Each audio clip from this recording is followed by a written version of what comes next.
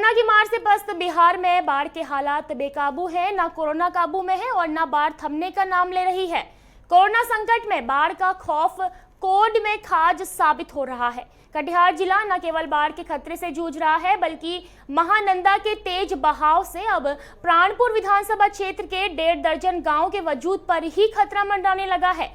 लक्ष्मणपुर पंचायत के लगभग 15 गांव पानी कटाव के संकट से जूझ रहे हैं, जिसके चलते ग्रामीण दहशत में जी रहे हैं।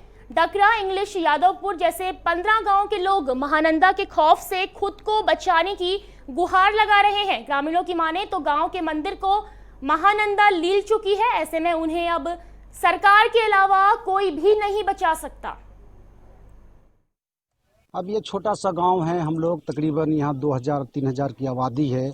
इस गांव में 4-5 कास्ट का लोग रहते हैं और ये नदी जो है करीब आती जा रही है। कौन नदी है? और ये महानंदा नदी है। और इस नदी के गोद में हम लोग बैठे हैं, जिसमें से सरकार, गाँव है? इसमें सर तकरीबन 10 गाँव हैं हमारे इसमें। इस पंचायत में लखनपुर में विभाग को दिए गए हैं सर। विभाग को कई बार बोला गया कि सर महानंदा के कटाव को लेकर इस पर कोई व्यवस्था किया जाए, ठोस इस पर कोई कहीं किया जाए, बोल्डरिंग पिचिंग किया जाए, ताकि इस गांव का जो है गरीब लोग बच पाएं। 2010 में ही जो है कटाव शुरू हुआ है। Ward number Lakhanpur panchayat ward number 4 पश्चिम गांव जो है वो करीबन जो है 10 से 20 घर वो चला गया, विस्थापित में चला गया।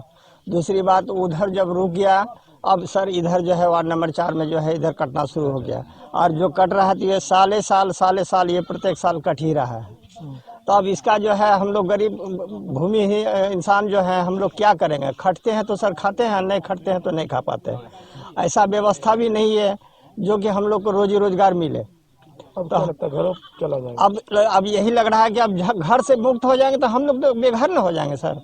इसके लिए गवर्नमेंट आज तक जो है कोई सुविधा नहीं दी, न कोई व्यवस्था ली, न लिया गया, न देगा या नहीं देगा, ये तो दूर की बात। इस खबर की पूरी जानकारी के लिए फोन लाइन पे हमारे संवाददाता रितेश जुड़ चुके हैं। जी रितेश, बिहार के कटिहार में बाढ़ की स्थिति बनी हुई है, महानंदा भी अब तेज बहाव में बह रही है, क्या कुछ अभी वहां पे हालात हैं?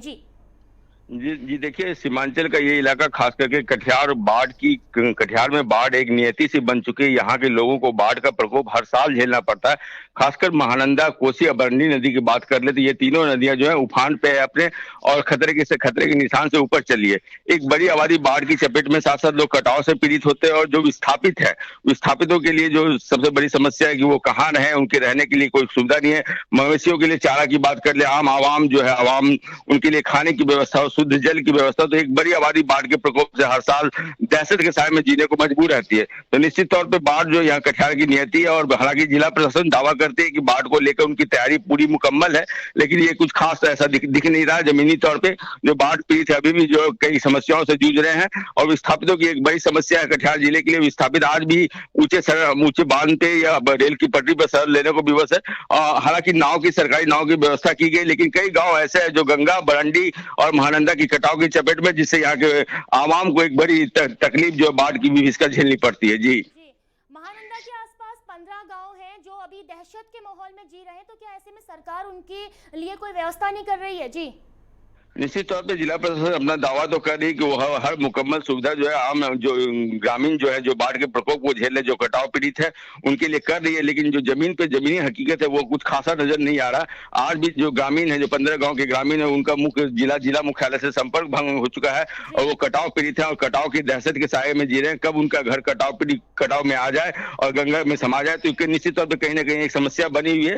हालांकि जिला प्रशासन का दावा तो है, लेकिन वो उतनी मुकम्मल साबित नहीं होती दिख रही है। जी, कटिहार के मौसम की बात करें तो इस वक्त वहां पे किस प्रकार का मौसम बना हुआ है? जी रितेश, अगर वहां के मौसम की बात की जाए तो इस वक्त किस प्रकार का मौसम बना हुआ है?